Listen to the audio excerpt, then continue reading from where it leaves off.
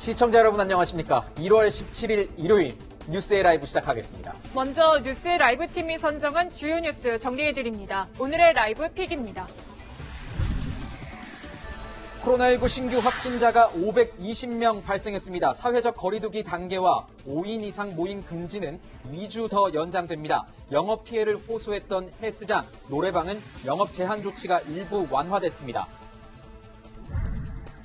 입시 비리 논란의 중심에 선 조국 전 법무부 장관 딸이 의사 국가고시에 최종 합격한 것으로 알려졌습니다. 일부 의사단체는 무자격자가 의사 행세를 하게 됐다며 반발했습니다. 추미애 법무부 장관은 김학의 전 법무부 차관의 출국 금지 절차 위반 의혹을 두고 검찰의 제 식구 감싸기라고 주장했습니다. 오세훈 전 서울시장이 서울시장 보궐선거 출마를 공식 선언하면서 여야 후보군 윤곽이 서서히 드러나고 있습니다. 문재인 대통령은 내일 취임 이후 네 번째 신년 기자회견을 진행합니다. 전직 대통령 사면과 검찰 개혁, 부동산 문제에 대한 문 대통령의 의중에 관심이 쏠립니다.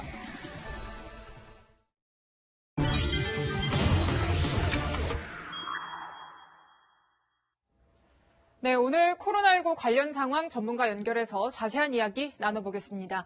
천은미 이대 목동병원 호흡기내과 교수 연결하겠습니다. 교수님 안녕하세요. 네, 안녕하십니까. 네, 교수님 질문 드리겠습니다. 코로나19 신규 확진자가 열흘째인 500명대를 유지하고 있습니다. 3차 유행이 소폭 감소세를 보이고 있지만 감소폭도 좀 작고요. 속도도 좀 더딘데 이런 추이가 계속되는 이유는 뭘까요? 네, 1000명에서 사회적 거리두기와 모임 자제로 인해서 개인적 접촉이 줄어들면서 확산세는 꺾였습니다. 그러나 이미 전반적으로 이런 코로나19가 감염이 확산되고 있는 상태이기 때문에 개인 접촉에 의해서 가족 간 감염이나 종교단체를 통한 일부 감염이 지속되고 있기 때문이라고 생각합니다. 네, 방역의 고삐를 좀 조여야 하지만 누적된 사회적 피로와 또 자영업자의 고통을 외면할 수 없는 만큼 거리두기 단계는 그대로 2주 더 연장하면서 5인 이상 모임 금지와 21시 이후 영업 제한 조치는 계속되는데요. 교수님, 일상을 회복하려는 기대감과 함께 우려의 목소리도 나와요. 어떻게 보십니까? 네, 사회적 거리두기가 너무 길어지면서 자영업자들의 어려움이 높아졌습니다. 네. 정부 당국으로서 어렵겠지만 이제 완화 조치를 조금 시행을 하셨는데요. 이런 우리가 그동안에 카페라든지 헬스장 이런 곳을 통해서 일부 감염 사례가 있었기 때문에 정부 당국이 조금 더 세심한 지침을 내려주시면 좋겠습니다. 예를 들어 손님들과의 갈등을 해소하기 위해서 카페 같은 데서는 어떤 음료를 섭취하지 않을 때는 마스크 착용을 공식화한다든지 이러한 공지사항을 좀 보여주시면 손님과의 갈등을 좀 해소하면서 좀 더 방역을 잘 지키지 않을까 생각합니다. 네. 노르웨이에서 나온 소식을 좀 물어봐야 될 것 같아요. 노르웨이에서 화이자의 코로나19 백신을 맞은 뒤에요. 지금 29명이 사망했다는 그런 소식이 들어오고 있습니다. 대부분은 요양병원에 입원한 고령자들이라는 얘기가 있는데 백신 개발사 이 화이자는 경고할 만한 수준은 아니다라고 하고 있어요. 이걸 어떻게 해석해야 할지 좀 궁금하고 그러니까 우리나라에도 백신을 맞을 때 이 선택권을 줘야 되는 것 아니냐, 순서대로 해서 정부가 주는 대로 맞는 게 아니라 선택권을 줘야 되는 것 아니냐 이런 얘기도 있는데 교수님께서는 어떻게 보시는지 궁금합니다. 네, 노르웨이에서 사망하신 분들을 보면 80대, 90대 이상의 굉장히 쇠약하신 분들이세요. 네. 이분들이 맞으신 경우에 발열이라든지 구토, 설사 등이 발생을 했다고 합니다. 이 과정은 인체에 바이러스를 죽이는 백신이 들어왔을 때 면역 반응이 일어나면서 나타나는 현상이고 그로 인해서 기저질환이 악화가 되면서 사망했을 연관성이 좀 있다는 보고입니다. 하지만 노르웨이는 일주일에 400명 이상이 요양원을 통해서 사망을 하시기 때문에 이것에 비례하면 큰 문제는 아닐 수도 있습니다. 그러나 이것을 바탕으로 우리나라에서도 백신 접종을 할 때 우선적으로 요양원, 요양병원에 계신 분들을 접종하는 것보다는 관계가 있는 간병인이나 종사자를 먼저 접종을 하고 네. 그리고 가족들에게 환자분 상태에 따라서 상태가 좋은 경우에는 동의를 구하고 상태가 만일에 좋지 않은 경우에는 보호자의 동의에 따라서 접종을 결정하는 것이 저는 합리적이라고 생각합니다. 네, 교수님, 미국에서는요, 코로나19의 기세가 여전한데 백신 접종은 더딘데요. 이 정부가 물량 공급을 서두르겠다고 했지만 백신 비축분 대부분이 없는 것으로 드러나고 있고요. 그래서 실제 백신 생산과 공급의 문제 또 현재 상황과 여파 어떻게 보십니까? 네, 백신 접종이 지금 원활히 되지 않고 있는 이유가 백신 수급의 문제가 큰 것 같습니다. 전 세계적인 공통 문제고 미국 같은 경우는 화이자 백신을 1억 병 이상 더 추가 구매를 했는데도 불구하고 지금 두 번째 용량을 추가 배포를 하려고 해도 백신이 없다고 합니다. 이러한 점을 우리도 잘 받아서 정부 당국에서 2월 말부터 백신 접종을 계획하고 계신데 투명하게 어느 정도의 백신을 우리가 맞을 수 있는지 그리고 어느 순서로 맞을 수 있는지를 정확한 정보를 공개해 주시면 국민들이 불안감 없이 백신 접종을 받을 수 있을 것으로 생각합니다. 네. 네, 교수님 말씀 감사합니다. 감사합니다. 네, 계속해서 뉴스 분석 이어가겠습니다. 김관우 개명대 교수, 김태현 변호사, 장희찬 시사평론가와 함께하겠습니다. 어서 오세요. 안녕하세요. 자, 사회적 거리두기 연장되면서 일부 제한 조치에 대해서는 좀 완화를 시켜뒀습니다. 그 다중이용 시설의 재개 조건을 달았고 카페 매장 이용 수칙도 만들면서 이제 완화를 시킨 건데 이게 한시름 덜었다 이런 얘기도 나오고 있지만 아니다. 오히려 희망 고문이 더 늘었다. 이런 얘기가 나오고 있습니다. 평론가님. 어떤 내용 때문에 그러죠? 이게 헬스장에서 특히 얘기가 좀 많이 나오는 것 같아요. 네, 예를 들면 헬스장에서 이제 일정 공간당 한 사람씩 들어가서 운동을 하는 것은 가능해졌지만 우리가 헬스장 하면 가장 먼저 떠오르는 운동기구가 사실 러닝머신 아니겠습니까? 그렇죠. 그런데 이 러닝머신 같은 경우는 격렬한 운동이라 땀이나 비말, 타액 등이 더 많이 분비될 수 있다는 이유로 사용이 금지되었습니다. 아하, 네. 결국 헬스장에 가더라도 이 웨이트를 하는 이른바 이 커다란 무게를 드는 그런 기구들만 사용할 수 있게 되는 것이고요. 요즘 헬스장은 이 줌바라던가 에어로빅 이런 소규모 운동을 같이 하는 분들도 참 많이 가고 계시는데 그것 때문에 가시는 분들도 많죠. 그러한 이 GX 운동도 전부 다 아직까지는 금지되어 있는 상태입니다. 그렇기 때문에 실질적으로 이 실내 체육시설에게 운영의 자유를 줬다고 하지만 너무 제약이 많은 것이 아니냐는 그런 비판도 있고요. 카페 같은 경우도 이제는 음식물을 섭취하지 않더라도 9시 이전에는 일정 부분 카페에서 커피나 음료 등을 섭취할 수 있는데 음식물을 섭취하지 않을 경우 같은 경우는 카페 이용 시간을 1시간 이내로 제약한다는 그러한 권고사항도 붙어 있습니다. 문제는 이 같은 권고 제약사항들이 과연 실제 현장에서 잘 지켜질 것이냐. 이것을 또 감시하는 과정에서 또 다른 이 영업주나 이용하는 소비자와 방역당국 사이에 여러 가지 문제와 충돌이 발생할 수 있는 부분이고요. 이와 별개로 여전히 유흥주점이나 단란주점 그리고 홀덤펍 등 문제가 유발되었던 다른 자영업자 업종에 대해서는 영업 제한 조치, 금지 조치가 여전하기 때문에 유흥시설에 대한 제한 조치는 계속되고 있죠. 그러면 이 같은 시설에 대해서는 과연 영업이 제한되는 만큼의 보전을 국가가 얼마나 해줄 것인가 이러한 논쟁도 이제는 수면 위로 올라올 그런 단계가 된 것으로 보입니다. 네, 그러자 정치권에서는 이제 소상공인 분들, 자영업자분들 너무 어려우니까요. 어떤 보상에 대한 부분을 입법으로서 해결하겠다라는 움직임들이 나오고 있고 또 공감대는 사실 좀 형성이 된 것 같아요, 교수님. 그런데 이제 앞으로 이 손실 산정을 어떻게 할 것이냐 이 부분이 좀 입법 과정에서의 최대 쟁점이 되지 않을까 싶은데요. 그렇죠. 그러니까 집합 금지, 집합 제한 등으로 인해서 사실은 피해를 보시는 소상공인들이 굉장히 많습니다. 네. 지원을 해줘야 된다는 그런 부분에 대해서는 국민적 공감대가 있어요. 그런데 그 피해를 얼마나 이제 산정하라고 어떤 방식으로 할 것인지 뭐 이런 부분에 대해서는 이견이 좀 있거든요. 그런데 네. 가장 많은 부분이 사실은 이 임대료를 어떻게 해서 지원해 줘야 되는 거 아니냐. 그래서 네. 임대료 지원법, 손흥길 의원 같은 경우 이것을 절반은 본인이 내고 거기서 25%는 또 누가 내고 이런 정부가 내주고 이런 것들을 지금 제안하고 있는데 네. 구체적으로 좀 살펴봐야 되겠죠. 그래서 공감대가 형성이 돼야 되는 건 확실한데 그거 말고도 이 과정 속에서 패점한 분들이 있어요. 그러면 이분들은 또 어떻게 지원할 것이냐. 그래서 사실상 우리가 여기에 사각지대가 없어야 된다는 생각이 듭니다. 그래서 지금 현실적으로 1년이 지나오는 과정 속에서 많은 분들이 이 과정에서 피해 본 것들이 있기 때문에 면밀하게 살펴서 지원도 빠지지 않게 촘촘하게 이렇게 해주는 방식이 지금 우리가 해야 되는 그 과제다 이렇게 생각을 합니다. 네, 보니까 이 재산권 침해 문제 같은 것도 있고 임대료를 나라와 나눠내고 임대인, 임차인이 나눠서 내는 문제에서 재산권 침해 문제도 있는 것 같고 또 보면은 이 재원 마련 문제도 아직 해결이 안 되고 있는 것 같습니다. 그래서 말씀해 주신 대로 좀 더 꼼꼼히 이렇게 지원을 할 거면 좀 더 꼼꼼히 좀 살펴봐야 될 것 같고요. 자, 이제 백신 얘기를 조금 해보고 싶습니다. 아까도 말씀드렸지만 미국에서도 지금 백신이 다 공급된 줄 알았는데 백신이 없다. 이렇게 주별로 이런 불만들도 나오고 있어요. 국민들이 기다리고 있는 백신 언제쯤 어떻게 접종될지 궁금한데 정치권에서 이거 관련된 공방이 일어나고 있습니다. 어떤 목소리인지 들어보고 가겠습니다. 대통령께서 이 백신에 관련을 해가지고서 모든 것을 갖다가 질병관리본부장한테 일임을 한다고 이렇게 얘기를 했는데 과연 질병관리본부의 능력으로서 그것을 실질적으로 이행할 수 있을는지에 대해서는 상당히 회의적입니다. 네, 야당에서는 백신 실책의 어떤 책임을 질병관리청에 넘기는 것 아니냐 이런 식으로 얘기를 하고 있는 것 같은데 청와대와 민주당, 특히 이낙연 더불어민주당 대표는 이렇게 얘기하고 있습니다. 오히려 이 전 부처의 지휘하라. 이것이 오히려 더 파격적이고 신선한 것 아니겠느냐. 이게 오히려 더 효율적이다. 백신을 정치화해서는 안 된다. 이렇게 얘기를 하고 있습니다. 변호사님, 이 정권 위임 논란에 대해서 여야가 공방을 벌이고 있는데 어떻게 바라봐야 되는 겁니까? 근데 정권 위임하려면요, 진작했어야 되는 거거든요. 지금은 저는 정권 위임을 할 수 있는 상황 아니고 대통령은 직접 나서는 게 맞다고 보고. 그러니까 진작했어야 된다는 거 맞다는 얘기는 뭐냐면 예전에 우리가 다른 나라보다 백신 확보 계약이 좀 늦었을 때 네.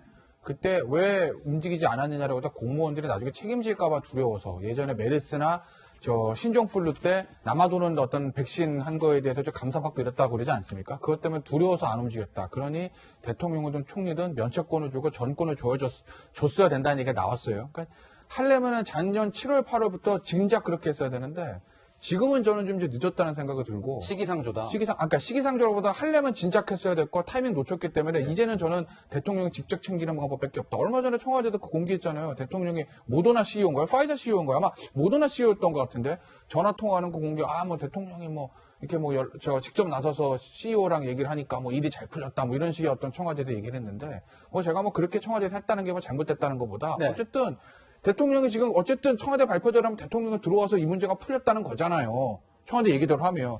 그러면 계속 대통령이 챙기는 게 맞다. 왜? 이게 지금 외국 같은 경우에는 국가원수도 나서고 이스라엘 같은 경우에는 정보기관까지 나섰다고 하는데 이 백신 확보가 이제 전쟁이거든요. 단순히 실무진에서 할 수 있는 상황이 수준에 넘어섰다고 하고 외국에서도 지금 이 물량, 계약은 다 돼도 물량 확보를 가지고 지금 힘겨루기가 시작되는 상황이라고 하면 저는 대통령을 직접 챙기는 게 낫지 않겠느냐. 그게 더 일을 더 효율적으로 할 수 있지 않겠느냐는 생각이 좀 들어요. 교수님은 어떻게 생각하십니까? 저는 지금 야당이 백신 문제를 지나치게 정치 의제화하고 있다. 네. 이렇게 비판할 수밖에 없다고 생각을 해요. 지금 네. 백신을 구하는 부분이 아니고요. 지금 대통령이 모든 권한을 위임한 부분은 이겁니다. 백신 보관, 운송, 접종, 효과 확인. 이 영역은 사실 과학의 영역이에요. 네. 사실상 대통령이 모든 책임을 질 수밖에 없잖아요. 무한 책임을 지기 때문에 여기다가 일원화를 하고 권한을 다 부여했다 그래도 이 과정 속에서 뭔가가 잘못된 일이 발생을 한다. 그럼 대통령이 책임질 수밖에 없는 거예요. 네. 그런데 이거를 책임을 떠넘기기로 하는 거 아니냐라고 얘기하는데 우리가 여러 가지 상황 속에서 어떤 혼선, 논란 이런 것들을 많이 겪었단 말이에요. 그거는 뭐냐면 컨트롤 타워가 없어서 이런 논란이 반복적으로 나타난다. 이것을 좀 분명하게 정리를 해주는 거거든요. 투명하게 공정하게 그리고 안정적으로 신뢰를 갖게 이 백신이 접종되는 것들을 이렇게 일원화로서 이렇게 챙겨주는 그런 과정인데 이것 자체도 이렇게 정치 의제화한다는 거는 국민들의 백신에 대한 불안감을 더 이렇게 좀 많이 만들어내는 그런 효과로도 발생할 수 있어요. 그래서 저는 김종인 비대위원장이 이 부분에 대해서는 좀 말씀을 아끼고 정부를 지원해 주는 것이 지금에 해야 되는 일 아닌가 이런 생각입니다. 네, 알겠습니다. 지금까지 코로나19 속보하고요. 백신 접종 관련 전권 위임 논란까지 짚어봤습니다. 네, 다음은 조국 전 법무부 장관의 딸과 관련된 소식을 짚어보겠습니다.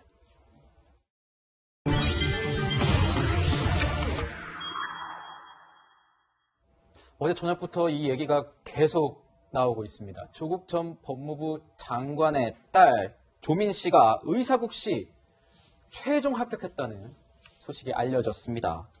이제 평론가님 이렇게 되면 조민 씨는 의사 면허를 받게 돼서 의사로서 활동을 하게 되는 건가요? 어떻게 되는 건가요? 네, 사실 이제 의사 면허가 주어지는 것이기 때문에 진료 현장에 바로 투입될 수도 있는 처지이고요. 물론 의료 행위를 할 수 있는 거예요. 네, 인턴이나 레지던트의 과정을 거쳐서 전문의를 취득하게 됩니다만 지금 같은 경우 보면 미용과나 이런 경우는 전문의 취득하지 않고 바로 개업하는 경우도 심심찮게 볼 수 있죠. 어쨌든 인턴 레지던트 과정이 남아있다 하더라도 이제부터는 명시상부한 의사입니다. 그런데 여기에 대해서 많은 논란이 따르는 것이 아시는 것처럼 이 정경심 교수의 1심 재판에서 이 조민 씨의 입시와 관련된 여러 가지 표창장이나 다른 서류들이 조작되었다, 위조되었다고 재판부가 판결을 내리지 않았습니까? 물론 대법원 판결까지 가야만 최종적인 판결이 난다고 볼 수 있겠지만 네. 어쨌든 1심에서 입시 서류가 잘못되었다는 재판부의 판정이 있었고 이 판정이 유지된다면 부산대 의전원이나 그 이전의 고려대학 등에서도 입학 취소의 조치를 검토하겠다는 책임 있는 관련자의 말이 지난 국감 때부터 나온 바 있습니다. 네. 그렇다면 조민 씨 같은 경우는 이 의사 국시를 칠 수 있는 그 자격부터가 취소될 가능성이 남아있는 것인데 이렇게 자격증이 발급되어서 만에 하나 이 여러 환자의 어떤 생명이나 건강과 직결되는 진료를 하게 됐을 때 문제가 발생하면 그 책임은 누가 져야 되는가? 이 건강권의 문제가 한 가지 걸리는 것이고요. 두 번째는 이게 단순히 한 개인이 의사 면허를 취득하고 말고의 문제가 아니라 우리 사회 전반에 펼쳐져 있는 공정의 문제에서 1심에서 이 입시 비리가 확인된 사람에게 의사 국시를 치도록 하는 것이 과연 공정한 것인가 하는 그 청년들의 이 사회를 향한 질문의 문제, 이 두 가지 문제에 대해서 우리 사회가 어떤 답을 내놓을 수 있을까 좀 고민이 되는 부분이 많은 그런 사건인 것 같습니다. 네. 네, 공교롭게도요, 조 전 장관의 SNS에 이런 글이 공개가 됐었습니다. 그러니까 고마워요라는 큰 문구가 적혀 있고, 또 이제 합격 축하드립니다 하고 그 하단에는 이제 조 전 장관이 웃는 모습, 우쿨렐레를 들고 있고 그런 모습인데, 변호사님 이게 공개가 됐었는데 댓글이 달려서 이제 공개가 됐던 거죠. 근데 금방 또 비공개 처리가 됐더라고요. 저게 뭐 조 전 장관이 올린 건 아니고 설마 뭐 조 전 장관이 저렇게까지 올리겠습니까? 지금 부인은 지금 저 구속돼 있는데 딸 뭐 의사 국시 붙었다고 뭐 이렇게 막 고마워요라고 본인이 올리진 않겠죠. 위에 글을 보면 뭐 조 전 장관이 축하드립니다. 조민 씨 합격 축하드립니다 하고 이제 저 고마워요라는 우쿨렐레 사진을 올렸어요. 그러니까 조 전 장관의 지지자가 지금 보시면 장관의 조민이 합격 축하드립니다. 그러니까 조 전 장관의 어떤 지지자가 어쨌든 조 전 장관 딸인 조민 씨의 의사 국시 축하드린다고 댓글 달면서 저 사진을 붙인 거예요. 그러니까 조 전 장관이 먼저 올린 건 아닙니다. 그런데 저게 아까 제가 말씀드린 대로 지금 상황에서 조 전 장관이 우쿨렐레 듣고 고마워요 하고 웃고 있는 게 잘못하면 좀 오해를 살 수도 있지 않겠습니까? 네. 그런데 조 전 장관이 저 부분에 아마 비공개 처리를 한 거로 같습니다. 네. 네. 지금 앞서 말씀해 주신 대로 조민 씨와 관련해서는 입시 비리 문제에 대해서 법원에서 판결이 한번 나온 바 있기 때문에 그 자격을 두고 이게 정당한 것이냐, 공정한 것이냐, 적법한 것이냐에 대한 논란이 일고 있습니다. 그래서 이 조민 씨의 합격 소식이 알려지면서 여기저기서 비판의 목소리도 나오고 있는 것이 사실입니다. 지금 조민 씨의 그 응시 효력 정지 가처분 신청을 한번 낸 바가 이제 각하가 됐었죠. 이 소아청소년과 의사회 임현택 회장이 이런 비판의 말을 했습니다. 저희가 통화를 해봤습니다. 조민이 이제 3월 1일부터는 의사면허를 가지고 의료행위를 할 수 있다는 얘기거든요. 환자를 본다는 얘기인데, 그러면 의사는 한순간 잘못 판단해도 응급실 근무하면서 이런 환자가 왔는데 이걸까 단 한순간만 잘못 판단해도 환자가 죽을 수 있어요. 그런 자격조차 없는 사람이, 실력도 그렇게 떨어지는 사람이 의사가 됐다고 그러면 이거는 정말 심각한 문제인 것이고, 그리고 또 이게 지금 계층 간의 사회이동 문제에 있어서도 대통령이 취임사에서 공정과 평등과 정의를 얘기를 했는데 과연 이게 공정과 평등과 정의인 것인지. 네. 이 발언에 대해서 한번 여러 가지 논쟁이 있을 수 있을 것 같습니다. 근데 우선 좀 얘기를 더 나눠보자면 인 회장의 좀 비판적 발언을 좀 더 살펴보자면 페이스북에 이제 글을 올렸는데 이 면허증과 의사가운을 찢어버리고 싶을 정도로 분노한다고 적기도 했습니다. 그러면서 정의와 공정, 평등에 대해서 되물으면서 그동안 입학 취소가 된 사례들을 나열했어요, 변호사님. 네. 근데 이제 문제가 뭐가 있냐면 저도 뭐 이면택 회장의 말에 공감을 합니다. 공감을 하는데 다만 지금 상황에서는 조민 씨가 의사 가운 입고 병원을 뭐 이렇게 출근하는 거를 막을 방법은 없는 거죠. 왜냐면은 무죄 추정 원칙상 법적으로는 어쨌든 1심에서는 입시 부정이 밝혀졌지만 네. 아직 그게 항소심 대법원 남아있기 때문에 유죄로 완전히 확정된 건 아니거든요. 완전 확정된 것은 확정된 건 아니다. 아니죠. 네. 그러니까 뭐 예를 들어 부산대 의전원도 입학 자체가 취소된 건 아니죠. 네. 예. 그렇기 때문에 형식상은 어쨌든 지금 형식상은 입시 비리는 아직은 무죄 상태고 무죄 추정 원칙이 있으니까 부산대 의전원도 형식상은 어쨌든 입학이 정당으로 돼 있고 그러니 의사 시험도 칠 수 있는 거죠. 그런데 법적으로는 어떻게 지금 할 방법이 없다. 물론 방법이 있으면 하나 있어요. 부산대 의전원에서 1심 판결문 검토한 다음에 이거 아무리 봐도 우리는 이거 허위라고 판단한다라고 해서 입학 취소시켜버리면 돼요. 부산대 판단이 필요한 거고. 네, 부산대에서. 왜냐면 저도 뭐 제가 부산대 의존을 입시 요강을 제가 다 본 건 아닌데 저기도 무슨 일종의 대학 입학 시험 정시 수시처럼 수시 입학으로 들어간 거잖아요. 여러 서류를 보고. 모든 수시 입학에는 이 입시 서류의 허위가 밝혀지면 입학 취소할 수 있습니다. 이런 규정이 있는 걸로 저는 알고 있거든요. 네. 부산대 의존원도 있을 거예요. 다만 부산대 의존원 측에서 아직 이게 1심뿐이니까 적극적으로 움직이진 않겠죠. 그래서 지금 부산대 의존원도 지금 전전긍긍하고 있는 것 같습니다. 그런데 이면택 회장 말 맞다나 이게 그냥 단순 대학원이 아니라 의전원이잖아요. 그러면 사람의 목숨을 다루는 일인 것이기 때문에 이 사람이 정말 사람의 목숨을 다룬 만큼 흰 가운을 입을 자격이 있냐 없냐는 굉장히 중요한 부분 아니겠습니까? 그러니까 부산대 의전원에서 이게 이제 2심, 3심 있기 전에라도 만약에 규정에 허락을 하고 있다면 적극적인 판단하는 게 맞지 않겠나. 그래서 이 논란을 빨리 마무리 지는 게 맞지 않겠나. 저는 그렇게 봅니다. 근데 만약에 진짜 부산대 의전원에서 입학 취소 이래버리면요.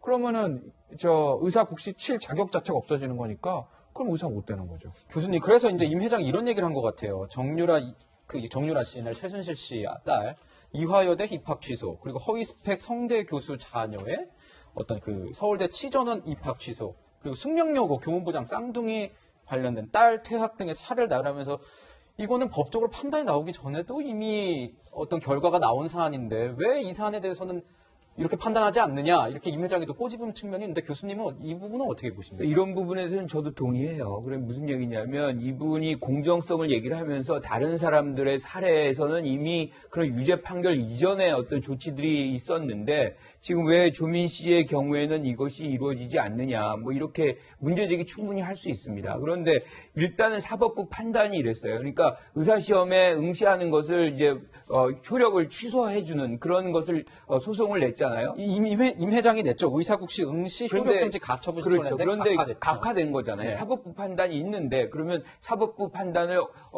거스르고 사실상 시험을 못 보게 할 수는 없는 거지 않습니까? 그러니까 이게 법적 조치는 법적 조치대로 가게 하는 것이고 이런 공정성의 문제는 법 외에 사실은 사회적인 어떤 통념이라는 게 있는데 이 부분에 대해서 굉장히 사실 부정적인 반응이 분명히 있는 거예요. 오히려 이거를 집중하면 됩니다. 그런데 이분이 좀 안타까운 거는 의사 가운을 찢어버리고 싶다. 뭐 이렇게까지 과격하게 해야 되는 것인지, 그래도 어느 단체 회장인데 좀 어떤 형태로든 국민들이 다 보고 있지 않습니까? 이러한 부분에서 이런 과격한 언사들이 오히려 더 상황을 악화시킬 수 있고 공감대를 오히려 약화시킬 수 있거든요. 그러니까 좀 점잖은 표현 해도 된다. 그리고 조민 씨 같은 경우에 의사가 되려면 저는 굉장히 가 멀다. 왜냐하면 인턴 과정 거쳐야죠. 레지던트 거쳐야죠.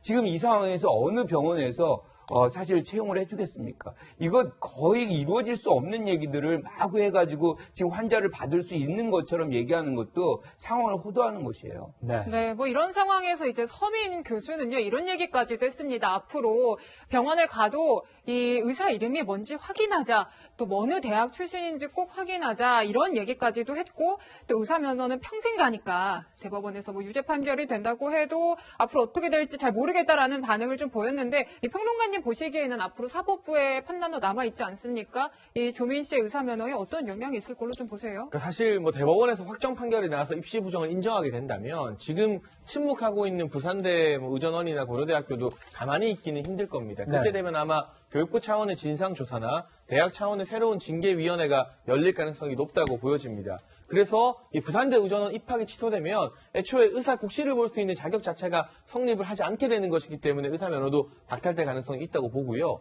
지금 보면 서민 교수의 발언도 상당히 강도 높은 비판이고 어떻게 보면 조롱이라고 할 수 있습니다. 근데 그럼에도 불구하고 이 같은 발언이 이 국민들에게 볼 때 많은 공감을 또 얻는 이유 중에 하나는 물론 이 발언에 불쾌감을 느끼는 국민들도 있겠지만요.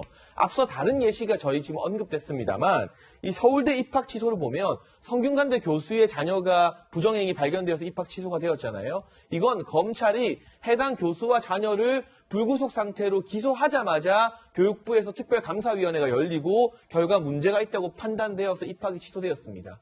재판 판결이 나오기 전에 보통은 검찰이 입시 비리로 기소를 하면 이 같은 조치가 학교에서 선행이 됩니다. 네. 숙명여고 쌍둥이 사건도 마찬가지입니다. 네. 교무부장의 아버지가 뭐 시험지를 유출했다, 문제를 알려줬다는 논란이 있었잖아요. 이 부분 역시나 검찰의 기소와 발맞추어서 학교에서 진상조사에 들어가서 태화, 그리고 시험 0점 처리라는 그런 결과를 도출해냅니다. 네. 그런데 유독 조국 전 장관의 딸 조민 씨 같은 경우만 검찰 기소 자체가 아니라 1심의 판결까지 나왔음에도 불구하고 부산대 의전원도 그렇고 고려대도 그렇고 다 침묵하고 있습니다. 예. 대체 언제쯤 징계위원회를 열고 진상조사를 하겠다는가 알려주지도 않습니다. 대법원 판결까지 기다리겠다는 것인지 2심을 기다리겠다는 것인지 아니면 조국 전 장관의 재판까지 보겠다는 것인지 언제쯤 이 학교에서 진상조사를 할지조차 모르는 이 상황, 이게 지금 정권의 사실 실세라고 할 수 있는 권력자 가족 문제가 아니었다면 대학들이 이렇게 지지부진하게 늦게 움직였겠는가. 앞선 선례는 아니지 않습니까? 매우 신속하게 움직였던 것과 지금 이 부산대의 모습은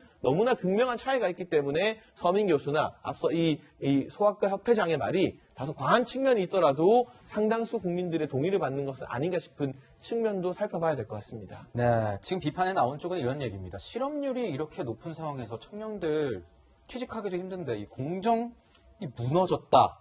뭐 이렇게 판단하는 분들이 많은 것 같습니다. 그런데 이에 반해서 당연히 이 국시 최종 합격을 공개적으로 축하하는 분들도 있습니다. 한 성형외과 전문의 검찰과 법원 판결을 비판하면서 그 와중에 얻은 결실이니 축하받을 만하다 이렇게 언급을 했습니다. 변호사님, 이게 앞으로도 정치적, 사회적으로도 계속 논쟁, 공방이 이루어질 것 같은데요. 어떻게 보십니까? 근데 저번에 뭐 조민 씨를 축하하는 거는 뭐 본인의 감정이니까 제가 뭐 평론하긴 그런데 중간에 있는 것만 볼게요. 불법 수사, 불법 기소를 마음대로고 양심도 저번에 판결. 이거 좀 개인 생각이에요. 그렇지 않습니까? 그러니까 불법 수사, 불법 기소라고 이제 조민 씨, 적시로 말하면 정경심 씨, 어머니인 정경심 씨 변호인도 주장을 했는데 1심 판결을 다 받아들인 거 아니잖아요. 네. 1심 판결 전부 거의 다 특히 입시 문제에 대해서는 다 유죄가 나온 겁니다. 양심대 이렇게 나온 판결을 양심으로 저버린 판결이다. 뭐 본인이 그렇게 생각하실 수는 있는데 그건 뭐 본인의 생각의 자유니까 제가 뭐라고 하지는 않겠는데 객관적으로 이게 불법 수사, 불법 기소고 양심을 저버린 판결이라고 말할 수 있는 근거는 현재 상황은 아무것도 없다라고 말씀드리겠습니다. 네. 패널들의 말씀을 이렇게 계속 들어보면 이 사안도 결국은 어떻게 보면 그 공정성, 절차적 정당성에 대한 어떤 논란이라고 볼 수 있겠는데요. 최근 전국을 뜨겁게 달구고 있는 사안이죠. 김학의 전 차관을 긴급 출국할 때 법무부가 절차를 지키지 않았다는 논란도 뭐 비슷한 범주로 다룰 수 있지 않을까 싶습니다. 성접대 의혹을 실체를 밝히기 필요는 있었지만 그래도 절차는 지켰어야 하는 것 아니냐 이런 지적이 나오고 있는데요. 네, 이에 법무부는요, 절차 논란은 부차적이다라며 논란에 선을 그었죠. 절차가 다소 어긋났어도 출국 금지 권한은 장관에게 있으니 문제 없다는 건데요. 추미애 장관까지 나서서 검찰의 제19 감싸기라고 주장했습니다. 공태현 기자의 리포트 보시고 관련 분석 이어가겠습니다. 김학의 전 법무부 차관 출국 금지 논란에 대해 법무부가 서면 입장문을 냈습니다. 법무부는 입장문에서 절차 논란은 부차적인 논란이라고 선을 그었습니다. 장관이 범죄 수사를 위해 출국을 금지할 수 있다는 규정을 근거로 들었습니다. 진상조사단 검사의 요청이 없었더라도 법무부 장관이 직권으로 출국 금지를 했을 것이기 때문에 법을 무시한 게 아니란 설명입니다. 실제로 지난 2013년 법무부 장관이 직권으로 출국 금지한 전례가 있다고도 했습니다. 김 전 차관을 긴급 출국 금지하기 전 법무부 직원들이 출입국 기록을 177차례 조회한 것에 대해선 국회 질의와 언론 보도 확인을 위한 통상적인 업무 처리라고 했습니다. 추미애 법무부 장관도 SNS를 통해 검찰이 김학의 전 차관에 대한 과거 사회 활동과 재수사를 폄훼하고 있다며 검찰 개혁에 반하는 행태라고 반박했습니다. 그러면서 검찰이 새해 벽두에 제19 감싸기를 하고 있다는 주장도 했습니다. 법조계에서는 법에 따른 권한이 있으면 절차는 중요하지 않다는 황당한 해명이라는 지적이 나옵니다. 출국 당일 등 긴급하게 출국 금지를 할 경우 법무부 장관은 사후 승인 여부만 결정하게 돼 있는데 일반적인 출국 금지 규정을 근거로 엉뚱한 해명을 하고 있다는 지적도 나옵니다. 일각에선 검찰 수사가 시작된 상황에서 법무부가 가이드라인을 제시한 셈이란 비판도 제기됩니다. 채널A 뉴스 김태현입니다. 네, 얘기를 해보겠습니다. 2019년 3월 23일 0시 20분 태국 방콕행 비행기를 타려던 김학의 전 법무부 차관의 출국 금지가 이뤄졌습니다. 당시 정말 급박했습니다. 그 상황 한번 보고 가겠습니다. 왜 출국하시는 겁니까? 성접대 의혹 인정하십니까? 왜 출국하시나요? 왜 출국하시는 거였습니까? 한 말씀 해주세요. 법무부의 출입국 관리 직원이 먼저 법무부에 통보를 한 것 같고요. 진상조사단의 담당 검사가 긴급하게 출국금지 요청을 법무부에 보낸 것이죠. 그 밤늦은 시간에 갑자기 연락받고서 출국 직전 거의 몇 분 안 남기고서 출국금지 명령이 내려졌거든요. 네, 법무부가 절차를 지키지 않았다. 이 절차적 정당성에 대한 어떤 논란이 일파만파 일고 있는 가운데 추미애 법무부 장관이 본인의 의견을 드러냈습니다. 자, 어떤 내용이냐? 김학의 전 차관 출국 금지 소동은 검찰이 김학의 전 차관에 대한 제19 감사기 수사에 대한 진정한 사과는커녕 검찰 과거사위원회의 어떤 활동 및 그에 따른 정당한 재수사까지 폄훼하는 것이다. 이렇게 얘기를 했습니다, 교수님. 예, 전적으로 동의합니다.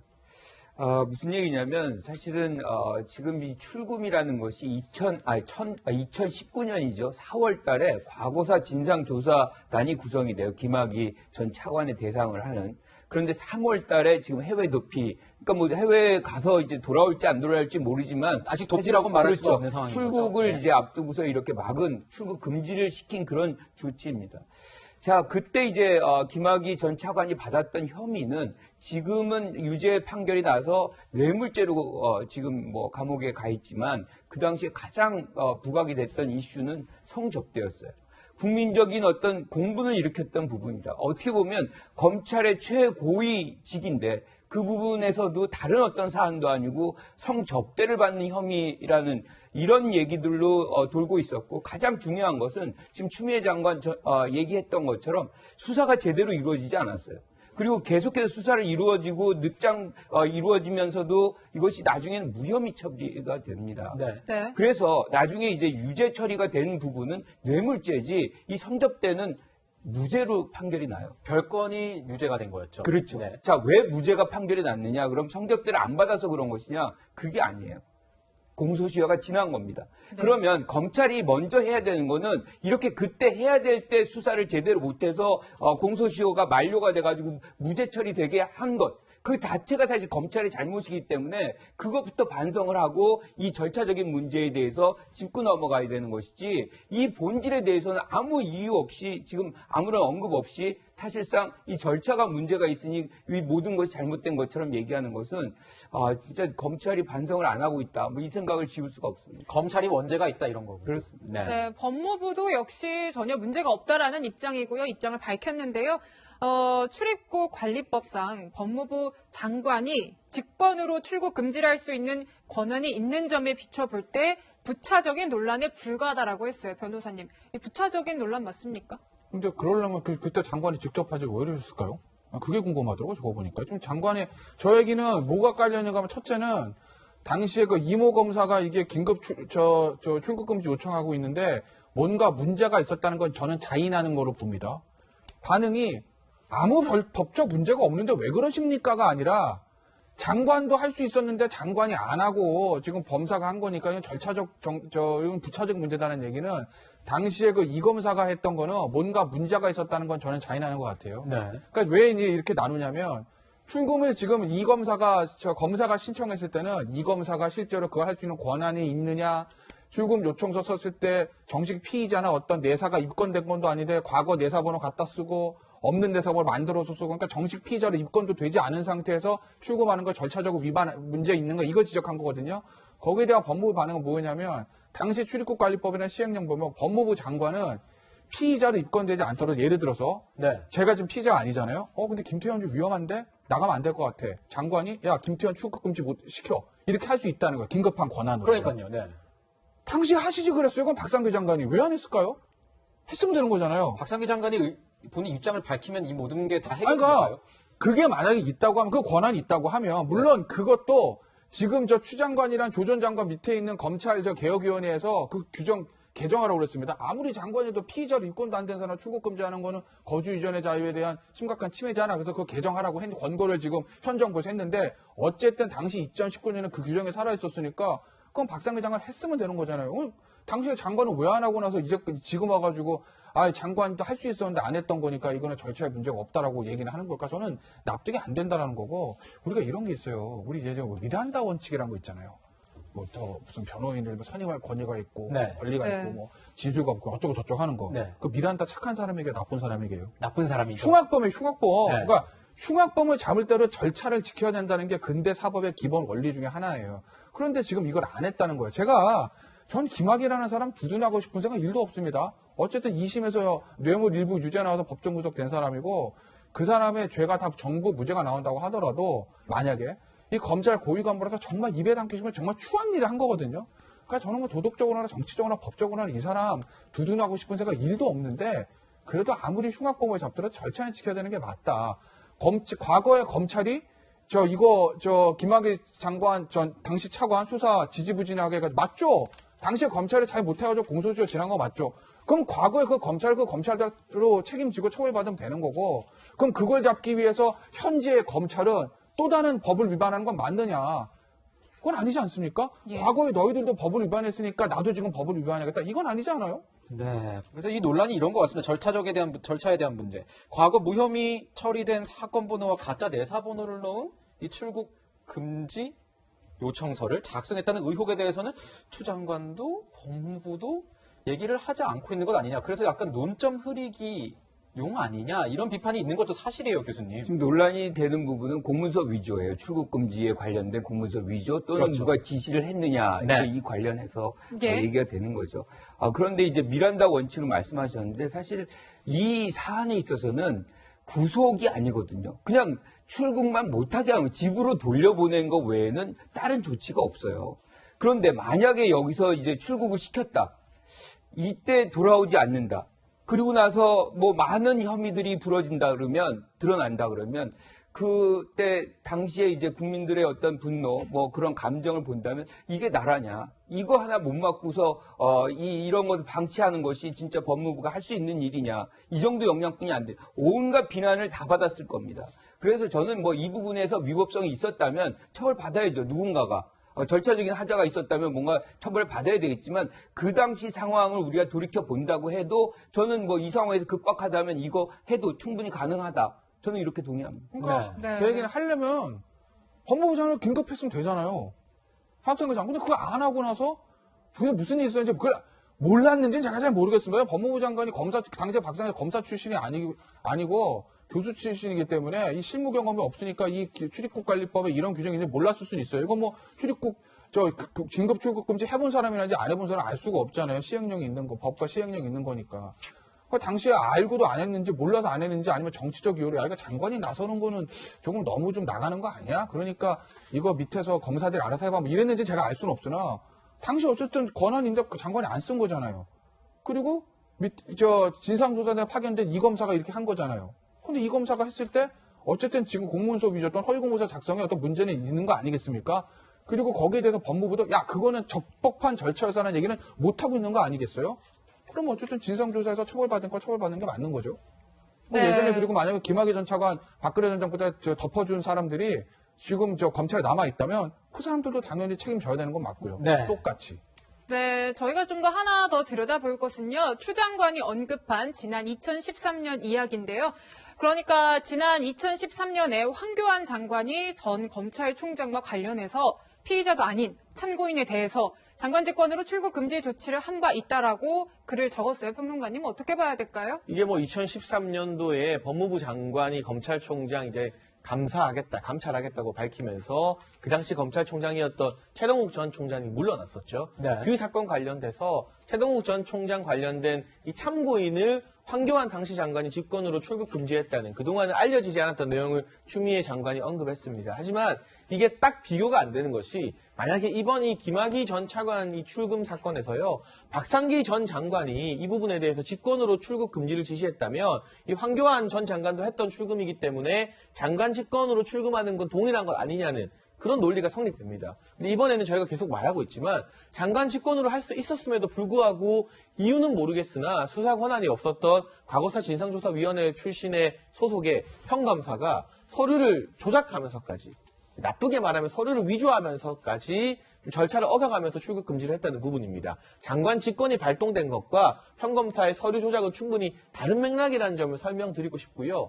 모든 절차적 이 하자를 떠나서 저 역시 김학의 전 차관이 법적인 어떤 처벌을 받아야 되고, 심지어 이번에 받은 법적 처벌조차 공소시효가 지났다는 이유 하나만으로 그가 저지른 과오에 비해서는 상당히 가볍다고 생각합니다. 여기에 대해서 수사를 미진하게 하거나 일정 부분 수사를 덮었던 검찰들에 대해서도 분명한 징계 조치와 또는 필요하다면 2차 수사까지도 이어져야 된다고 생각합니다. 하지만 우리가 이런 식으로 절차적 공정성을 하나 둘 이런 이유 때문에, 저런 이유 때문에 눈 감기 시작하면 김학의 전 차관이 아니라 그 다음에는 그보다 조금 덜한 잘못을 저지른 사람, 나중에는 잘못이 그리 크지 않은 사람에게까지도 국가의 수사 권력이 절차를 무시하고 그 사람을 위협할 수 있다는 점을 미루어 보게 된다면 이 문제의 당사자가 저는 김학의 전 차관이라는 사실을 우리 머릿속에서 지우고 이 절차가 공정했느냐 안 했느냐, 하자가 있었다면 그 하자에 대해서 누군가 책임질 사람은 그럼 나와야 되지 않겠느냐, 그런 부분으로 이 사건을 접근하는 게 마땅하다고 생각합니다. 절차에 집중을 하자, 절차적 정당성에 집중을 하자, 이런 말씀이신 것 같습니다. 자, 추 장관이 글이 올라온 지 1시간 반 정도 후에 유상범 국민의힘 의원, 검사장 출신이죠. 자, 글을 하나 올렸습니다. 법무부 장관도 범죄 수사가 없는 이상 직권으로 출근을 할 수 없다, 이렇게 주장을 했는데요, 변호사님. 곧 이런 내용은 맞는 겁니까? 그러니까 지금 상황에선 추미애 장관 같은 경우에는 김학의 전 법무부 차관에 대해서는 중대 범위가 있었기 때문에 수사가 이루어지고 있었기 때문에 가능했고, 아마 유상범 의원 이렇게 얘기하는 게 아닐까 싶습니다. 최동욱 전 검찰총장에 대해서도 감찰이 아마 진행 중일 것이니 그거에 대해서 출국 금지한 게 아닐 것이니 이렇게 얘기한 것 같은데, 해석의 여지가 좀 있는 거죠. 해석의 여지가 있습니다. 그러니까 유상범 의원의 얘기는 제가 봤을 때는 지금 법에는 지금 피의자라고 규정은 되지 않거든요. 그런데 피의자가 아니더라도 최소한 내사 정도까지 어느 정도는 수사는 진행돼야 되는 건데, 누구죠? 김학의 전 차관에 대해서 그게 없었다고 얘기하는 것 같아요. 근데 이제 그거보다 어찌됐든 간에 제가 말씀드리는 건 그때 권한을 썼으면 안 쓴 거잖아요, 본인들이. 안 써놓고선 지금 와서 문제가 되니까 그때 썼으면 되는 건데 우리가 안 써서 그렇게 된 거니까 아무 말도 하지 말라는 거는 논리가 좀 안 맞는 거 아니겠어요? 아마도 글쎄 모르겠습니다. 당시에 박상기 장관 측에서 이걸 왜 안 썼는지는 제가 잘 모르겠는데 아마 추측을 하면 2가지 정도일 거예요. 당시 시간이 굉장히 급박했습니다. 네. 근데 박상기 장관은 제가 말씀드린 실무 경험이 없는 사람이에요. 학자 출신입니다. 당시에 출입국 관리본부를 맡았던 사람도 검찰에서 이 업무를 하던 사람은 외부에서 들어온 변호사 출신이에요. 이거 출금이요? 안 해보면 모르면 저도 잘 몰라요. 왜? 저는 검사를 안 해봤기 때문에 알 수가 없어요. 일을 해본 사람이 아는 것이거든요. 당시에 박상기 장관 주변에서 이 일을 했던 사람들이 다 외부에서 들어온 사람이고 검찰 출신이 아니니까 장관 이렇게 해도 된다는 걸 몰랐을 가능성이 하나 있고, 왜냐하면 검토할 시간 없죠. 시간 급박하니까. 2번째는 알아도 야 이거 검찰개혁위원회에서 이 조항을 좀 개정하려고 하는데 우리가 그걸 쓰는 거는 맞아? 라는 안 내부 검토 있었을 수 있어요. 어쨌든 안 했습니다. 근데 이제 와서 본인들이 권한을 안 쓴 거 가지고 쓸 수 있었는데 안 썼으니까 아무 말도 하지 말라는 거는 논리적으로 안 맞는다는 거죠. 잘못된 거 잘못된 거고요. 잘못 안 된 거 잘못 안 된 거예요. 문제가 있으면요 깔끔하게 인정하고 정리하는 게 맞는데 계속 아니다 이상한 해명만 하니까 더 논란이 커지는 거 아닐까요? 네, 지금 김태현 변호사 아까 말씀해 주신 거 추측이라고 얘기했으니까 개인적 의견입니다. 네, 윤 총장이 얼마 전에 이 김 전 차관의 출국 금지 불법 의혹에 대해서는 재배당까지 했는데요. 수사 결과는 좀 주목해서 지켜봐야겠습니다.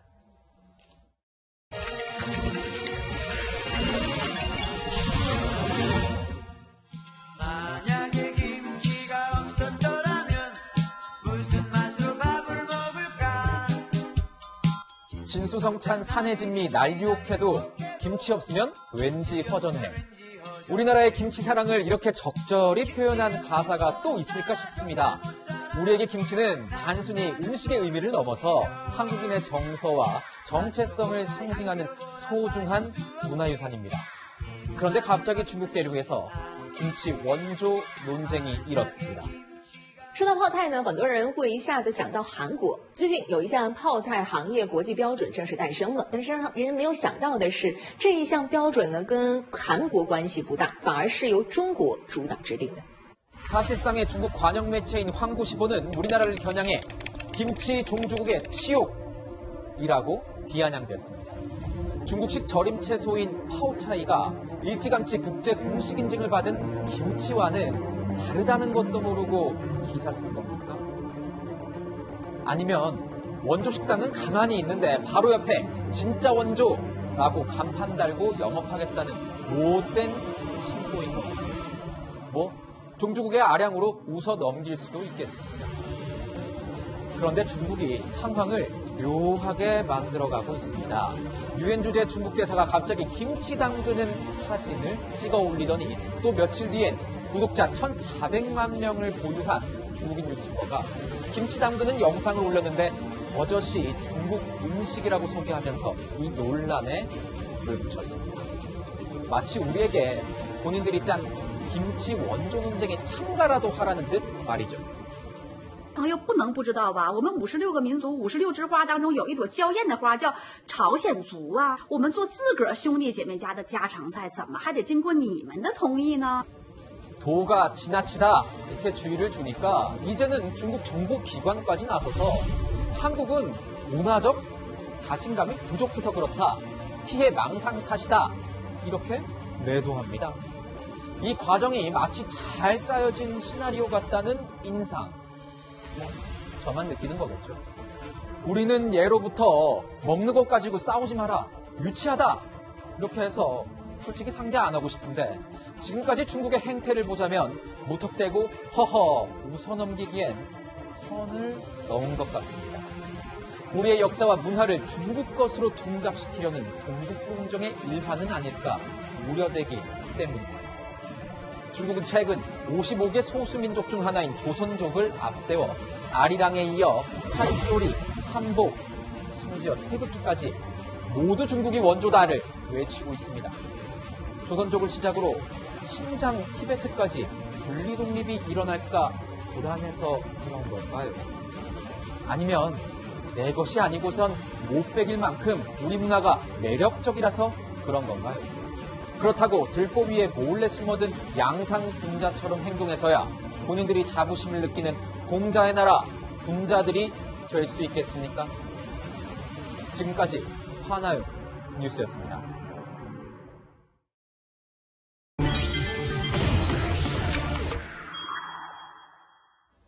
네, 지금부터는 본격적으로 달아오르기 시작한 재보궐 선거판에 대해서 조금 짚어볼까 합니다. 자, 오세훈 전 서울시장이요. 오늘 오전 11시 조금 전이었군요. 11시 공식 출마 기자회견을 했습니다. 자, 당초 오세훈 전 시장은 뭐 안철수 대표 입당, 이거를 이제 조건부로 출마 얘기를 해가지고 약간 논란이 됐었습니다. 평론가님. 이 출마 선언이 정치공학적이라는 비판이 있었는데 결국 나오긴 나왔습니다. 네, 당내에서도 꽤 강도 높은 비판이 있었어요. 특히나 김종인 비대위원장 같은 경우는 무슨 그런 출마 선언이 다 있냐. 나오면 나오는 거고 아니면 아닌 거지. 지금 오세훈 전 시장이 내걸었던 게 안철수 국민의당 대표가 국민의힘에 입당을 하거나 합당 절차를 받게 되면 본인은 경쟁하지 않겠다. 길을 비켜주겠다. 근데 그렇지 않은 경우에는 나갈 수밖에 없다는 조건부 출마 선언이었습니다. 네. 저도 이 정치 생활하면서 정치권에서 여러 가지 논평을 하면서 처음 보는 형식의 출마 선언이었기 때문에 고개를 갸웃거리는 국민의힘 내부의 목소리 또 국민들의 목소리가 있었는데 네. 그걸 불식시키기 위한 듯 오늘 출마 선언에서는 본인의 그 같은 제안이 보수 야권 단일화를 위한 충정에서 비롯된 것이라고 말을 했습니다. 그러나 어쨌건 지금 안철수 대표의 입당이나 이 당대당 통합은 사실상 무산된 상태이기 때문에 네. 우선 출마를 해서 국민의힘 후보가 되는데 최선을 다하겠다고 했고요. 그러다 마지막에는 결과적으로는 야권 단일화를 해야 한다는 그 부분에 또 방점을 두고 있습니다. 어쨌거나 국민의힘에서는 이제 나경원 전 의원에 이어서 오세훈 전 시장까지 출마 선언을 하게 되면서 소위 대선 주자급 거물들이 대거 뛰어들게 되었고 그렇다면 뭐 오세훈 전 시장이든 나경원 전 의원이든 또 다른 다크호스든 누군가 국민의힘의 후보가 되었을 때 단일 후보로 선정이 되었을 때 국민의당 안철수 대표와 또 치열한 단일화 경선을 해야 됩니다. 네. 지금 보게 되면 이 단일화 경선 과정이 시너지를 내는 단일화 경선 구도로 가는 것이 아니라 서로 비판의 수위가 조금씩 강해지면서 네. 단일화가 제대로 될 것인가에 대한 의문이 다시 떠오르고 있고요. 되더라도 과연 서로가 상대편을 도와주는 그런 시너지를 내는 단일화가 될 것인지 아니면 오히려 마이너스가 되는 그런 단일화가 될 것인지 보수 야권 내부에서는 우려의 목소리들이 조금씩 높아지고 있는 그런 상태인 것 같습니다. 네, 오전 시장이 오늘 출마를 했고요. 지금 야권의 후보만 한 10여 명 정도 되는 상황인데 단일화에 대해서는 점점 관심이 높아지고 있습니다. 관련 목소리 준비했습니다. 단일 후보 결정은 이 정권에 분노하는 서울 시민들께서 하시면 됩니다. 정권 교체를 간절히 원하는 국민의 뜻에 따르자는 겁니다. 지금서부터 무슨 그런 얘기를 할 필요가 없어요. 우리 시장 후보가 선출된 다음에 단일화 얘기를 해도 시간이 늦지 않아요. 김종희 위원장도 이제 우리 후보가 선출된 다음에 이제 단일화 논의를 해도 늦지 않다라고 했고, 또 이제 안철수 대표도 국민의힘 입당에는 확실히 좀 선을 그은 상황이잖아요, 변호사님. 한 단일화 논의가 3월 초쯤 가면은 좀 본격화되지 않을까 싶은데 어떻게 보세요? 이제 3월 초 얘기하는 게 이제 4월 초에 선거잖아요. 그러니까 네. 3월 이제 후보 등록이 있어요. 후보 등록 이후에 이제 단일화 하게 되면 좀 선거운동 캠페인이라든지 그런 것들이 여러 가지 좀 힘드니까 3월 초로 이제 김종희 위원장 보는 것 같습니다. 저도 사실 그게 맞지 않나 싶어요. 네. 왜냐하면 지금 국민의 입장에서 지금 보시면 이제 후보 적합도가 이렇게 나오는데 국민의 입장에서 산수로 얘기를 해볼게요. 산수입니다. 산수로. 네. 안철수 국민의당 대표 28.5잖아요. 12.9, 12.6, 7.1이에요. 그럼 저 세 사람을 만약에 중에서 누구 하나가 단일 후보가 될 거 아니겠습니까? 네. 다 합치면 28이 넘어요. 네. 산수로 하면, 정치가 산수로 하면. 그러니까 국민의 입장에서 그런 생각하는 거죠. 지금은 안철수 국민의당 대표가 먼저 치고 나가서 앞서 나가고 있지만 국민의힘 내부에서 치열한 경선, 1대1 스탠딩 토론한다고 하죠. 네. 컷오프에서 4명 뽑아가지고 네. 4명을 딱 뽑아서 그 4명에서 치고받고 나름대로 막 정설해서 단일 후보가 뽑히면 나중에 국민의당의 안철수 대표하고 국민의힘의 한 후보하고 1대1로 단일화. 예전에 박영선 후보, 박원순 후보가 했던 것처럼 2011년에 그렇게 하면 국민의힘이 이길 수 있다라고 생각을 하는 것 같습니다. 제가 국민의힘의 위원장이라도 그렇게 판단을 할 거예요. 지금 상황에서 그냥 안철수 대표하고 그냥 바로 단일화하면 이게 그 힘에서 밀릴 수밖에 없는, 주도권을 뺏길 수밖에 없는 것이거든요. 그리고 안철수 후보 대표 입장에서 봐도 지금 국민의힘에 입당을 하거나 또는 당대당 통합을 하고 하는 거는 국민의힘에 완전히 끌려갈 수도 있는 노릇이잖아요. 네. 각자 주도권 싸움이에요. 그래서 네. 아마 1월부터 2월 말까지는 그 각자의 어떤 주도권 싸움이 치열하게 벌어진 후에, 그리고 이제 3월 초쯤에 저는 예전에 2011년에 민주당의 박영선 후보하고 박원순 후보하고 했던 단일화 형태, 아마 그 형태로 어느 정도 마무리되지 않을까 저는 개인적으로 그렇게 예상하고 있습니다. 그렇죠. 이제 정치적으로 보자면은 설 또 있으니까 설이 엄청난 그 밥상 민심이 중요한 거니까요. 정치권에서는 주목하고 있을 것 같습니다.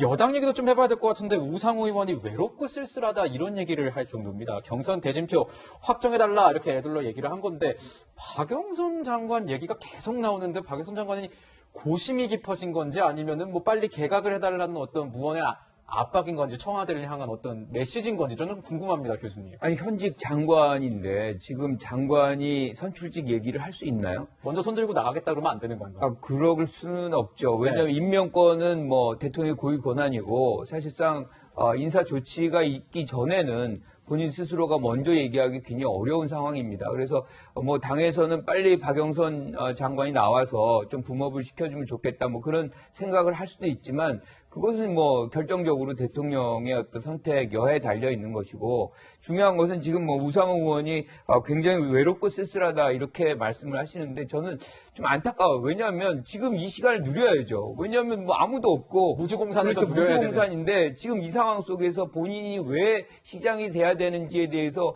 여권 내부를 모두 설득하고 다니고 지원자들을 이끌고 이런 노력들을 좀 하면 좋을 텐데 왜 이런 약한 모습을 보일까 이렇게 생각이 들고요. 지금 제일 중요한 거는 사실 여권에서도 후보군이 구도가 유리하니까 마구 이제 난립을 하잖아요. 지금 가장 안타까운 건 여야 막론하고 서울시에 산재한 문제들이 있습니다. 네. 이런 어떤 비전 제시에 집중하는 분들보다는 구도 여기에서 단일화 이것을 갖고서 이렇게 얘기를 해버리면 시민들은 뭔가 희망을 갖기에 어디에다 가져야 되는지 내용적인 측면에서 충족이 안 될 수가 있거든요. 그 부분 후보분들이 좀 고민을 많이 좀 해줬으면 좋겠다는 생각입니다. 네, 지금 시끌시끌한 야권과 달리요, 여권은 상대적으로 잠잠합니다. 그래서인지 이제 제3의 후보 얘기가 계속해서 언급이 되고 있고요. 평론가님, 지금 김동연 전 부총리 얘기도 오르락 내리락 하고 있는데 가능성은 좀 어떻게 보세요? 사실 이 김동연 전 부총리 이야기를 강하게 한 분이 우원식 의원이거든요. 네. 근데 우원식 의원 같은 경우는 이 차기에 더불어민주당 당대표 후보군으로도 손꼽히는 중진이기 때문에 이 이야기가 가볍게 들리진 않는 것 같습니다. 우상호 의원 같은 경우도 서울시장 출마했지만 김동연 전 부총리 차출설에 대해서 들어본 적이 있다, 가능성이 있다는 이야기를 했어요. 근데 반면 지금 더불어민주당 당직을 맡고 있는 최인호 수석 대변인 같은 경우는 전혀 가능성이 없다고 선을 그었습니다. 네. 이렇게 이야기가 엇갈리는 것은 결국 박영선 장관의 거취 때문입니다. 김동연 전 부총리의 출마 전제 조건으로 박영선 장관이 나오지 않을 경우에, 그렇다면 대안이 없으니, 왜냐하면 지금의 여러 여론조사를 보면 우상호 의원이 상대적으로 양자 대결을 돌렸을 때 박영선 장관에 비해서 현 시점에서는 이 야권의 단일 후보에게 조금 밀리는 것 아니냐는 그런 우려가 여권 내부에서는 지금 목소리가 높아지고 있습니다. 그러면 대안이 필요한 것인데, 만약 박영선 장관이 이 대통령과의 어떤 개각 의사소통이 원활히 마무리되어서 출마하게 된다면 김동연 전 부총리가 경선에서 박영선 현직 장관과, 사실 민주당 내에서 지분이 굉장히 탄탄하지 않습니까? 경쟁하는 그런 그림은 상상하기 조금 어려울 것 같고요. 그리고 원래 저는 이 김동연 전 부총리가 보수 야권에서도 예전에는 서울시장 후보로 차출하려고 여러 러브콜을 보냈던 인물입니다. 그렇기 때문에 이번에 이 여권의 후보군으로 이름이 오르내리는 것에 대해서 본인이 자신을 명백한 여권 후보군으로 생각하고 있는 것인지, 아니면 언제든 내가 또 야권의 러브콜도 받을 수 있는 사람으로 생각하고 있는 것인지, 그 정체성에서부터 아직까지는 좀 모호한 부분이 있기 때문에 현 시점에서 김동연 전 부총리의 출마 가능성은 저는 개인적으로 낮게 보고 있고요. 네. 김 전 부총리가 아마 이번에 이 출마설을 계기로 해서 본인이 여권 후보군인지 야권 후보군인지 국민들에게 명확하게 메시지를 내는 것만으로도 다음 대선이나 또 중요한 선거마다 김 전 부총리의 역할은 충분히 다음번에 또 있을 것으로 생각이 됩니다. 변호사님 어떻게 보십니까? 제가 김동연 부총리라면 여권으로는 안 나오죠. 그걸 왜 그러냐? 본인의 브랜드 가치가 어디에 있는지 정확히 알 겁니다. 좀 보세요. 야권에서는 지금 현 정부의 경제가 안 좋다고 계속 공격을 합니다. 수치로 나타내는 거 부동산 별로 좋지 않고요.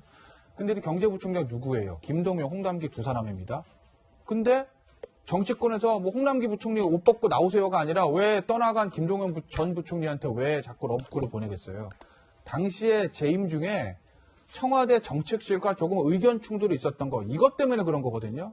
그러니까 야권 후보로 나오면 거봐, 내 말 안 듣더니 경제가 이렇게 됐잖아. 당시에 내가 잘하려고 그랬는데 청와대에서 계속 저 태클 걸어서 못했다? 이 메시지가 되는데 지금 여권 후보로 나와보세요. 그럼 뭐가 되냐면 현 정부의 경제 실정을 다 덮어쓰는 거예요. 당신이 초대 경제부총리잖아. 당신 때문에 부동산 이렇게 된 거잖아. 이렇게 될 거거든요. 그거 막아낼 수 있겠습니까? 그거 어렵거든요. 그래서 저는 김동연 경제부총리라는 사람이 나올지 않을지 모르겠어요.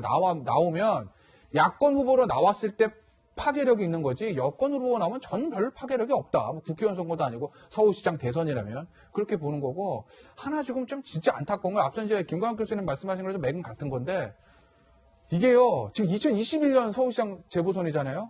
10년 전에 2011년에 재보선이 있었죠. 똑같아요, 등장인물이.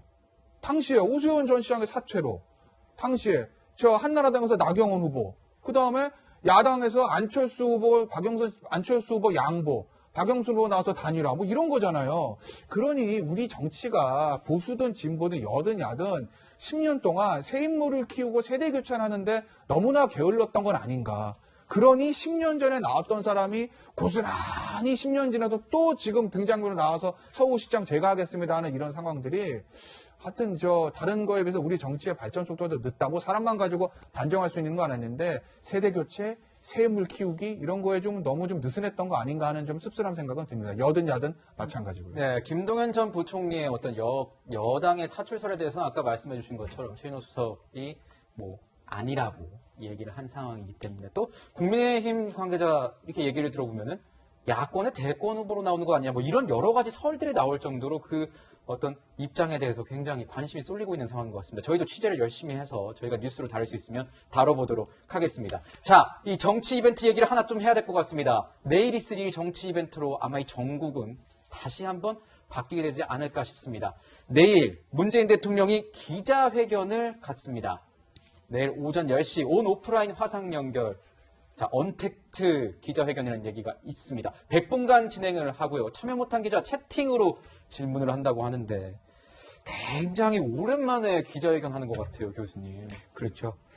상당히 소통에 좀 초반에는 소통을 굉장히 활발하게 했었는데 한동안 이 부분이 좀 미진하다 그런 비판들이 있었고 사실이었던 것 같아요. 그런데 다행스럽게 이제 마지막 마무리하는 단계로서 신년 기자회견을 갖는 것이고 또 기자회견에서 우리가 물어볼 내용들이 굉장히 많아졌어요. 특히 이제 미국의 바이든 행정부가 들어서고 이것이 결과적으로 한반도 안보에 미친 영향이 굉장히 크기 때문에 네. 외교 안보와 관련된 그런 부분들 질문들이 많이 쏟아질 것 같고요.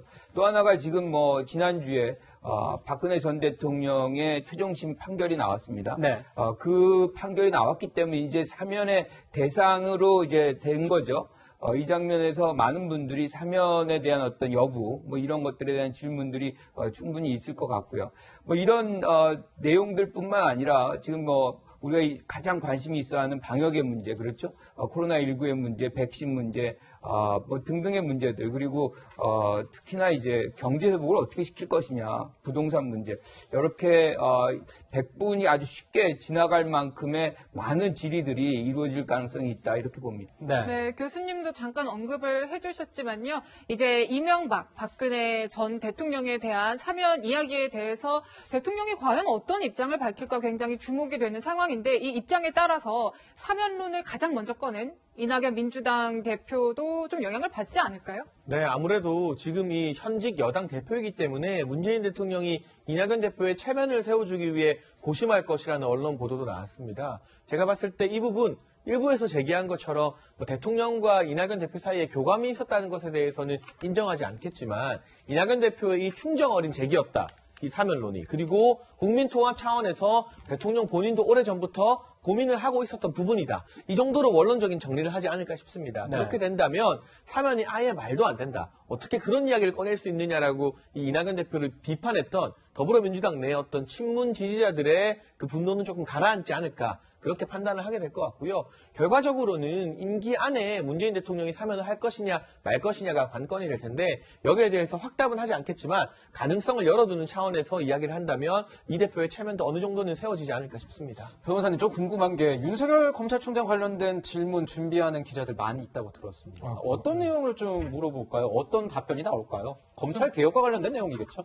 검찰 개혁 물어볼 거고 윤석열 총장에 대해서 어떻게 생각하시나 그런 거 묻지 않겠습니까? 근데 이제 어쨌든 윤석열 총장에 대해서는 지난번에 그 부분에 대해서 대통령이 윤석열 총장에 대한 건 아닌데 국민한테 송구하다는 이런 얘기를 했기 때문에 아마 그런 수준에서만 답변도 하지 않을까 싶어요. 네, 지금 부동산도 그렇고요, 백신도 그렇고 국민들이 관심이 많은 현안이 참 많습니다. 내일 대통령이 기자회견에서 어떤 얘기를 할지는 주목해서 지켜봐야겠습니다. 세 분 말씀도 여기까지 듣겠습니다. 감사합니다.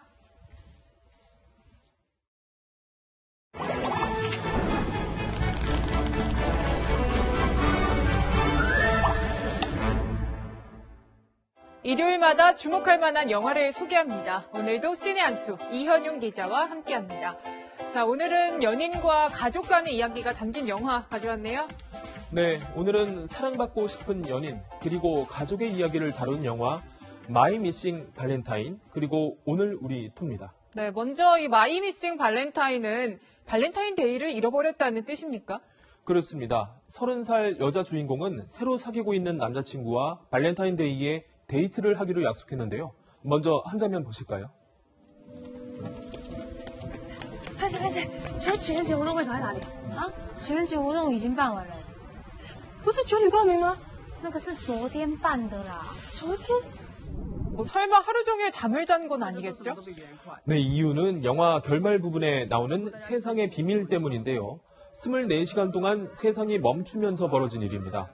주인공은 모든 것이 1초 빠른 여자입니다. 남들보다 춤도 한 박자 빠르고 재밌는 영화를 볼 때도 다른 관객보다 빨리 웃죠. 이 여성은 어릴 때부터 이 자신을 짝사랑해온 남자 주인공이 있는데요.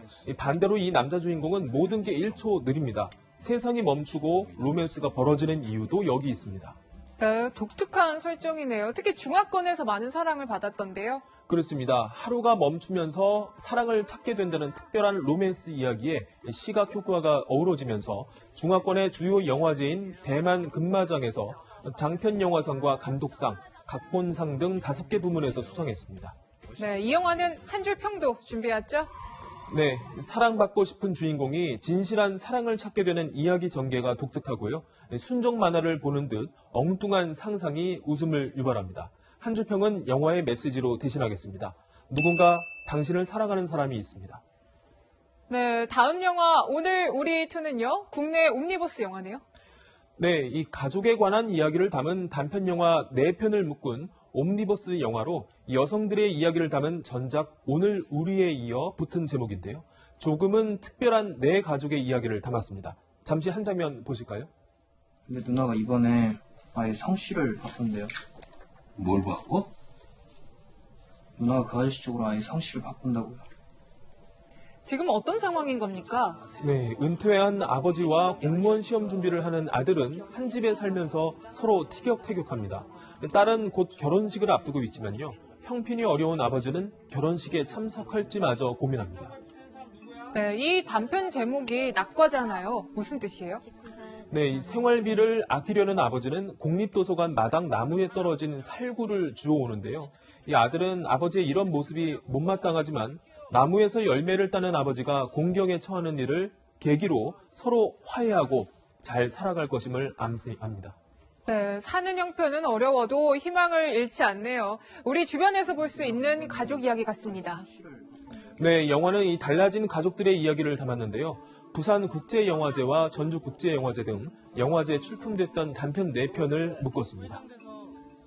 네, 연인과 가족 간의 사랑을 담은 두 영화 이야기 잘 들었습니다. 이 기자 고맙습니다.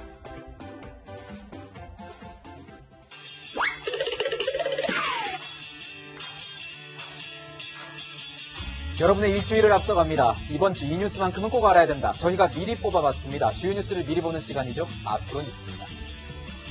소상공인들은 내일부터 시중 은행에서 연 2%대 금리로 2차 대출을 받을 수 있습니다. 최대 2천만 원까지 받을 수 있는데요. 이번 주 금요일부터는 지난해 고용안정지원금을 받지 않은 특수고용직 종사자와 프리랜서를 대상으로 1인당 100만 원을 지급하는 3차 지원금 신청도 시작되니까 참고하시면 좋겠습니다.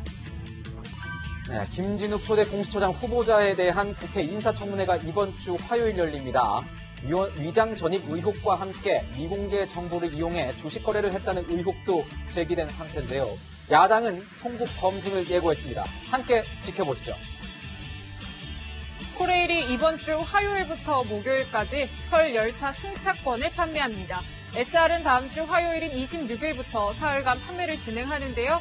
온라인 등 100% 비대면 방식으로 판매되고 거리두기를 위해 창가 측 좌석만 발매합니다. 이번 주 목요일에는 조 바이든 미 대통령 당선인의 취임식이 열립니다. 폭도들의 난입 가능성에 미 정부는 폭력 재발 방지에 총력을 기울이고 있습니다. 트럼프 대통령은 취임식에 참석하지 않을 것으로 보입니다. 홍앵커, 이번 겨울에 눈이 참 자주 오네요. 내리는 건 좋은데 오고 나선 좀 그렇죠? 오늘 또 눈 소식이 있다던데요. 네, 맞습니다. 충남 서부와 전북 지방은 오후 늦게부터 눈이 시작되는데요. 밤 9시쯤엔 서울 수도권 등을 비롯한 전국으로 눈이 확대됩니다. 네, 그렇군요. 얼마나 언제까지 오는 겁니까? 네, 이번 눈은 내일 새벽부터 오전 사이에 집중되고요. 오후쯤에는 그치겠는데요. 특히 영서 중남부의 많은 곳은 15cm 이상의 폭설이 내리고 서울과 수도권 등엔 최고 7cm의 눈이 예상됩니다. 폭설이네요. 제설 작업에 만반의 준비해야 되고 또 안전사고에도 각별히 조심하셔야 됩니다. 내일은 아마 대중교통을 이용하시는 게 출근길에 더 좋을 수도 있을 것 같습니다. 이번 주 날씨도 좀 알려주시죠. 네, 눈이 오는 내일은요. 추위가 누그러지지만요. 모레인 화요일엔 서울 아침 기온이 영하 13도까지 곤두박질 치겠습니다. 네, 날씨가 참 변화무쌍하네요. 이럴 때일수록 항상 몸을 따뜻하게 하셔야 합니다. 저희가 준비한 소식은 여기까지입니다. 일요일엔 뉴스에이 라이브입니다. 시청해주셔서 감사합니다.